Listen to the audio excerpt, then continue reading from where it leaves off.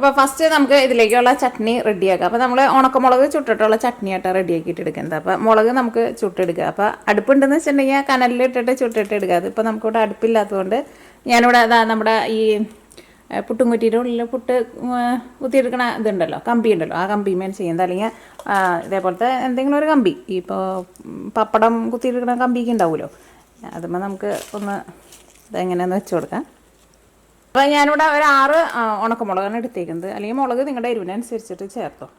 ഇതിപ്പോൾ സാധാരണ എരിവുള്ള ഉണക്കമുളകാണ് എടുത്തേക്കുന്നത്. അല്ലെങ്കിൽ നിങ്ങൾക്ക് ഇപ്പോൾ എരിവ് തീരെ വേണ്ടെന്ന് വെച്ചിട്ടുണ്ടെങ്കിൽ മറ്റേ നമ്മുടെ കാശ്മീരി മുളക് ഉണ്ടല്ലോ, അത് വേണമെന്ന് വെച്ചിട്ടുണ്ടെങ്കിൽ അത് എടുക്കട്ടെ. അപ്പോൾ ഇനി ഗ്യാസ് ഓൺ ആക്കട്ടെ. അപ്പോൾ നമ്മളിത് വെച്ച വഴിക്കാൻ മുളകുമേക്ക് ഈ തീ പിടിക്കൂട്ടോ. അപ്പം നമ്മളിങ്ങനെ ഇങ്ങനെ കുടഞ്ഞു കൊടുക്കണം. തീ വരുമ്പോൾ തീ ഫുള്ള് ഇതുമേക്ക് പിടിപ്പിച്ചിട്ട് മൊത്തം കരിച്ച് കളയരുത് കേട്ടോ. പിന്നെ വെക്കുമ്പോൾ ഈ കമ്പിയുടെ തുമ്പത്തായിട്ട് വയ്ക്കാം. ഇറക്കി വെച്ചിട്ടുണ്ടെങ്കിൽ നമ്മുടെ കൈമേക്ക് ചൂട് വരും. ഓക്കെ,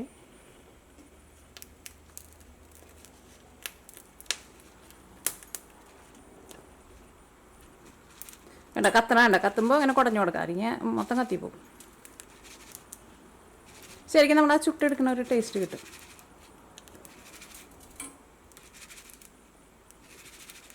അപ്പോൾ നമ്മുടെ മുളകെല്ലാം നമ്മൾ ചുട്ടെടുത്തിട്ടുണ്ട്. തീ ഓഫ് ചെയ്തേ. മുളക് ചുട്ടിട്ട് നേരെ കൊണ്ടുവന്നിട്ട് മൂക്കിൻ്റെ അടിയിലേക്ക് വയ്ക്കരുത് കേട്ടോ, നല്ല ചുമ വരും. ചട്നി ഉണ്ടാക്കാൻ വേണ്ടിയിട്ട് ഞാനിവിടെ ഒരു തേങ്ങയുടെ 1/4 ഭാഗം എടുത്തിട്ടുണ്ട്. പിന്നെ ഇതേപോലത്തെ ഒരു കഷ്ണം സവോള എടുത്തിട്ടുണ്ട്. സവോളയ്ക്ക് പകരം കുഞ്ഞുള്ളി ഉണ്ടെന്ന് വെച്ചിട്ടുണ്ടെങ്കിൽ കുഞ്ഞുള്ളി ചേർക്കാം. ഞങ്ങൾക്ക് ഇവിടെ കുഞ്ഞുള്ളി കിട്ടാത്തതുകൊണ്ടാണ് നമ്മൾ സവോള എടുക്കുന്നത്. കുഞ്ഞുള്ളിക്കാണ് ടേസ്റ്റ് കൂടുതൽ. ഈ തേങ്ങ ചേർക്കാം. ഞാനിവിടെ തേങ്ങ കൊത്തായിട്ടാണ് എടുത്തേക്കുന്നത്. അപ്പോൾ ഒന്ന് ചെറുതാക്കിയിട്ട് ഇട്ടിട്ട് ഇനി അതിലേക്ക് ഉള്ളി, പിന്നെ നമ്മുടെ ചുട്ടെടുത്തേക്കണം ഉണക്കമുളക്. ഇനി ഫസ്റ്റ് ഇത് നമുക്കൊന്ന് കറക്കിയിട്ട് എടുക്കുക. അത് കഴിഞ്ഞിട്ട് ഇതിലേക്ക് നമുക്ക് ആവശ്യത്തിന് വെള്ളം ഒഴിച്ചിട്ട് നല്ല പേസ്റ്റ് പോലെ അരച്ചിട്ട് എടുക്കുക. ഉപ്പ് നമുക്ക് അപ്പം ചേർക്കാം.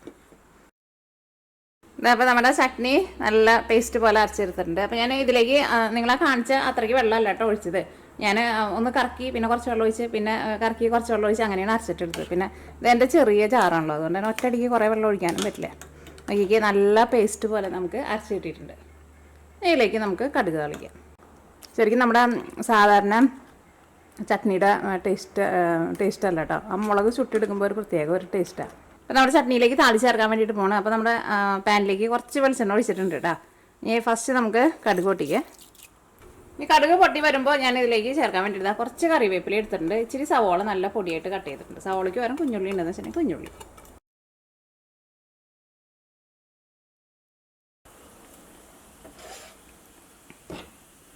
അപ്പോൾ നമ്മുടെ ചട്നി ഞാൻ വേറൊരു പാത്രത്തിലേക്ക് പകർത്തുന്നുണ്ട്. അപ്പോൾ നമ്മുടെ ഉള്ളിലേക്ക് നന്നായിട്ട് മുരിഞ്ഞ് വന്നിട്ടുണ്ട്. ഇത് ചൂടോട് കൂടിയിട്ട് നമ്മുടെ ചട്നിയിലേക്ക് ചേർക്കാം.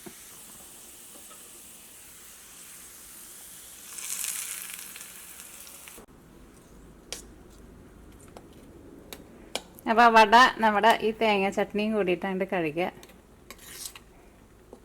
അപ്പോൾ ഈ വട ഉണ്ടാക്കാൻ വേണ്ടിയിട്ടുള്ളത് നമുക്ക് അരച്ചിട്ടെടുക്കുക. അപ്പോൾ ഞാനിവിടെ അതാ നോക്കിക്കേ, ഇതേപോലത്തെ ഗ്ലാസ്സിൽ ഒരു ഗ്ലാസ് ആ ചോറിന് എടുത്തേക്കുന്നത്. അത് നിങ്ങൾ കഴിക്കാൻ എടുക്കുന്നത് ഏത് ചോറാന്ന് വെച്ചിട്ടുണ്ടെങ്കിൽ ആ ചോറ് എടുക്കുക. ഞാനിവിടെ കുത്തരിയുടെ ചോറായിട്ട് എടുത്തേക്കുന്നത്. അപ്പോൾ ഏതിലാണ് നിങ്ങൾ അളവ് എടുക്കണേന്ന് വെച്ചിട്ടുണ്ടെങ്കിൽ ഇനി നമ്മൾ അരിപ്പൊടിയൊക്കെ നമ്മൾ എടുക്കും. അപ്പോൾ അതിൻ്റെ എല്ലാത്തിൻ്റെ അളവ് ഈ സെയിം ഗ്ലാസ്സിൽ തന്നെ എടുക്കണം കേട്ടോ. ചോറൊക്കെ മിക്കപ്പോഴും നമ്മുടെ വീടുകളിലൊക്കെയും ബാക്കി വരുമല്ലോ. ബാക്കി വന്നാലും നമ്മൾ കളയില്ല. എന്നാലും നമുക്ക് അത് വെച്ചിട്ട് നമുക്ക് ഇതേപോലെ വടയൊക്കെ ഉണ്ടാക്കിയിട്ട് എടുത്താലും നല്ല ടേസ്റ്റായിരിക്കും. ഇതിലേക്ക് നമ്മൾ ചോറ് എടുത്തിരുന്ന സെയിം ഗ്ലാസ്സിൽ തന്നെ 1/4 ഗ്ലാസ് അരിപ്പൊടിയാണ് ചേർക്കുന്നത്. അത് വറുത്ത അരിപ്പൊടിയോ വറുക്കാത്ത അരിപ്പൊടി ഏത് അരിപ്പൊടി ആയിരുന്നാലും കുഴപ്പമില്ല. അപ്പോൾ നമ്മുടെ വട നല്ല മുരിഞ്ഞ് കിട്ടും. നമുക്ക് അരിപ്പൊടി കൂടുതൽ ചേർക്കരുത് കേട്ടോ, ഇത്രയ്ക്കേ ആവശ്യമുള്ളൂ. ഇനി ഇതിലേക്ക് നമ്മൾ അരി എടുത്തിരുന്ന സെയിം ഗ്ലാസ്സിൽ തന്നെ ഒരു ഗ്ലാസ് വെള്ളം ഒഴിച്ചിട്ട് നമ്മുടെ ഈ ചോറ് നമുക്ക് നല്ല പേസ്റ്റ് പോലെ അരച്ചിട്ടെടുക്കണം. ചോറ് അരച്ചിട്ടെടുക്കുമ്പോൾ പ്രത്യേകം ശ്രദ്ധിക്കുക, ചോറ് നന്നായിട്ട് അരയണം കേട്ടോ. ചോറ് എങ്ങനെ അറിയാണ്ട് കിടന്നിട്ടുണ്ടെന്ന് വെച്ചിട്ടുണ്ടെങ്കിൽ ചിലപ്പോൾ നമ്മൾ വറുത്തിട്ട് എടുക്കുമ്പോൾ പൊട്ടിത്തെറിക്കും. അപ്പോൾ നമ്മൾ അരച്ചെടുത്തിട്ടുണ്ട്. ഇനി ഇതിലേക്ക് നമ്മൾ ചോറ് എടുത്തിരുന്ന സെയിം ഗ്ലാസ്സിൽ തന്നെ ഒരു ഗ്ലാസ് മൈദപ്പൊടി,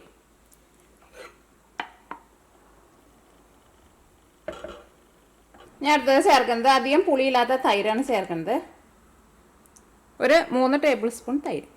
കടയൊക്കെ ആകുമ്പോൾ എന്താ പറയുക, ഒരു ഇച്ചിരി പുളി വേണം, അല്ലെങ്കിൽ ഭയങ്കര പ്ലെയിനായിട്ട് നമുക്ക് ടേസ്റ്റ് ഉണ്ട്. ഇതിപ്പോൾ ഒരു മീഡിയം പുളി, ഭയങ്കര പുളിയില്ല, എന്നാൽ തീരെ പുളിയില്ലാണ്ടുമില്ല. ഇതെല്ലാം കൂടിയിട്ട് നമുക്ക് ഒന്നുകൂടി ഒന്ന് കറക്കിയിട്ടെടുക്കാം. അപ്പോൾ അതെല്ലാം കൂടിയിട്ട് നമ്മൾ നല്ല പേസ്റ്റ് പോലെ അരച്ചെടുത്തിട്ടുണ്ട്. നിർത്തിയിട്ട് അരയ്ക്കണം കേട്ടോ, എന്നാലേ ശരിക്കും അറിയുള്ളൂ. അപ്പോൾ നമ്മുടെ മാവ് അരച്ചെടുത്ത് കഴിഞ്ഞ് കഴിയുമ്പോൾ ഇതാ നോക്കിക്കേ, ഇതേപോലെ ഇങ്ങനെ ഇരിക്കണം. ഇനി ഇത് നമ്മളൊരു 10 മിനിറ്റ് നമ്മൾ റെസ്റ്റ് ചെയ്യാൻ വേണ്ടിയിട്ട് വെക്കും. അപ്പോൾ ഇതിലേക്ക് നമ്മൾ അരിപ്പൊടി ചേർത്തിട്ടുണ്ടല്ലോ, അപ്പോൾ അതുകൊണ്ട് തന്നെ ഇതൊന്നും കൂടി ഒന്ന് തിക്കായിട്ട് വരും. ഇതിലേക്ക് നമുക്ക് വേറെ കുറച്ച് സാധനങ്ങൾ കൂടിയിട്ട് ചേർക്കണം. കാരണം നമ്മുടെ വടയ്ക്ക് ഒരു ടേസ്റ്റ് കിട്ടണമെന്ന് വെച്ചിട്ടുണ്ടെങ്കിൽ ഇതേപോലെ ചെയ്തിട്ടുണ്ടെങ്കിൽ ടേസ്റ്റ് ഉണ്ടാവില്ലല്ലോ. അപ്പോൾ ഞാനിതിലേക്ക് 1 ടീസ്പൂൺ ചെറിയ ജീരകം, പിന്നെ അതവിടെ ഒരു സവോളയുടെ പകുതി എടുത്തിട്ടുണ്ട്. ഇത് നല്ല നെരുന്നനെ കട്ട് ചെയ്തിട്ട് ചേർക്കാം.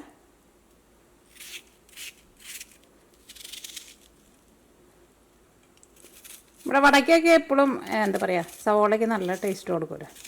അപ്പോൾ സവോള ഇത്രയ്ക്ക് ചേർക്കണം കേട്ടോ.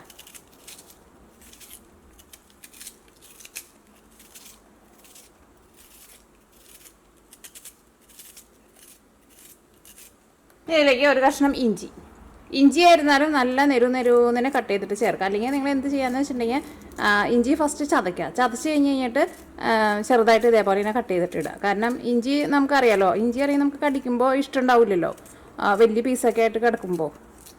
ഇത് ഞാനിപ്പോൾ നല്ല നെരുന്നനെ കട്ട് ചെയ്തിട്ട് ഇടണേ. ഇതിലേക്ക് ഒരു 2 നുള്ള് നമ്മുടെ കായം, പിന്നെ ഇതിലേക്ക് ടേസ്റ്റിന് വേണ്ടിയിട്ട് ഞാനിവിടെ പുതിനയിലയാണ് ചേർക്കുന്നത്. അല്ലെങ്കിൽ നിങ്ങൾക്ക് പുതിനയിലയുടെ ടേസ്റ്റ് ഇഷ്ടമില്ല എന്ന് വെച്ചിട്ടുണ്ടെങ്കിൽ മല്ലിയില ചേർക്കുക. അല്ലെങ്കിൽ രണ്ടും പപ്പാതി ചേർക്കുക. ഇതിപ്പോൾ പുതിനയില ഇവിടെ ഞങ്ങളുടെ വീട്ടിൽ ഉണ്ടായതാണ്. ഇതിലേക്ക് ക്രഷ് ചെയ്തേക്കണം ഉണക്കമുളക്.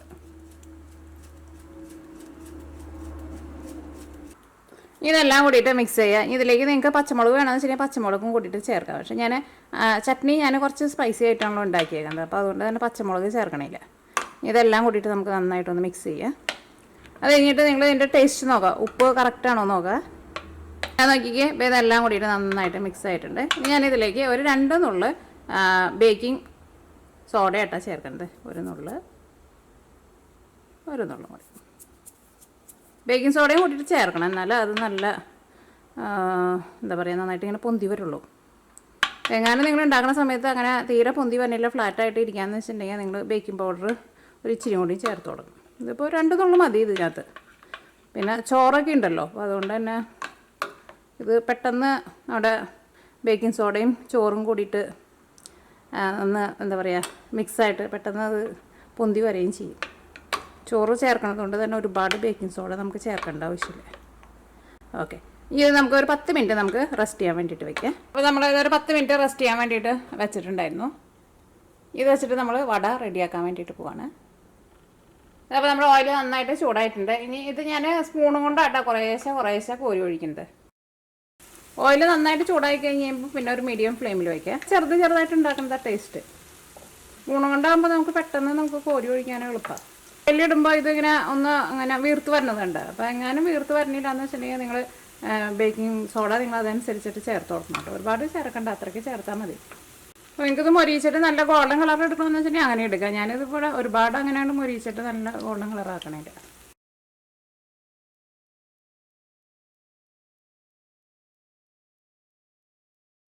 പിന്നെ നമ്മൾ ഇതേപോലെ ഇങ്ങനെ വടയൊക്കെ ഉണ്ടാക്കുമ്പോഴുണ്ടല്ലോ, ചിലപ്പോൾ ഈ പാൻ്റെ അടിയിൽ ഇങ്ങനെ പിടിച്ചിരിക്കുക. അപ്പോൾ അതിന് അത്രയ്ക്ക് അങ്ങോട്ട് പൊന്താൻ വേണ്ടിയിട്ട് പറ്റില്ല. അപ്പോൾ ജസ്റ്റ് ഇതേപോലെ ഒന്ന് വിടിയിച്ച് കൊടുക്കണം കേട്ടോ.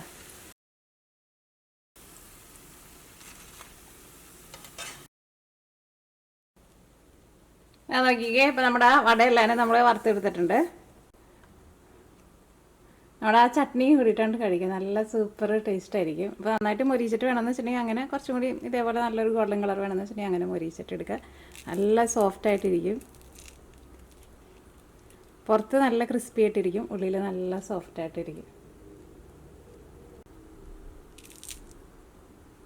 നമ്മൾ ഇതിനകത്ത് അരിപ്പൊടി ചേർത്തിട്ടുണ്ടല്ലോ, അപ്പോൾ അതുകൊണ്ട് തന്നെ പുറത്ത് നല്ല ക്രിസ്പിയാണ്.